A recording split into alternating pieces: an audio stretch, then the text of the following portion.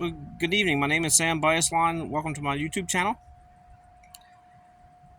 This evening we're here at the Middletown and Hummelstown Railroad in Middletown, Pennsylvania. We're calling this part 4 of our display track. This display track is built to accept our PCC car. So this is a wide gauge panel.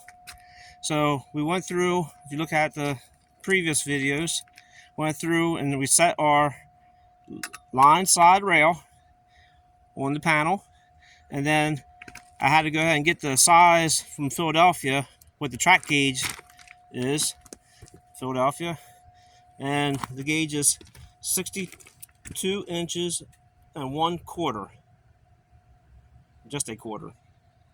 So I had to mark out on the rail at 3 different locations on the gauge rail. This is my gauge rail, so I was gauging this rail to this rail. It's my line rail. I had to write that down on the top of the railhead because I'm so used to spiking rail at 56.5 all the time that this is an odd measurement for me. Plus, I had to use the backhoe and push the rail around because I couldn't really get the rail to move around that little bit just to get that 1/4 inch for a display track. So, for the most part, it turned out pretty decent. I went ahead and pushed the driveway stone, made a small shoulder up along the end of the tie line here, so that'll keep that rainwater from coming down our driveway and getting into the panel.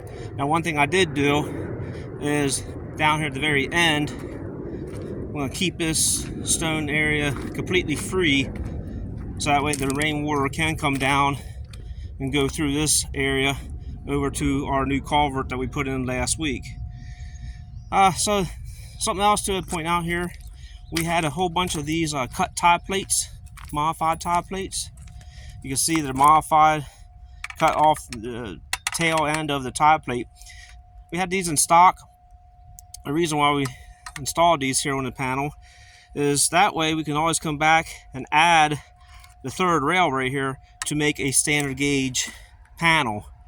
We can actually put the rail in and spike right there, put the spike facing the other direction, then put the spike out here, and that will accept the third rail. So the thought is maybe go ahead and do that, so that way if in the future if we want to go ahead and put something else on this panel for display purposes, that'll give us an option to do that. So I think all in all it came out pretty decent.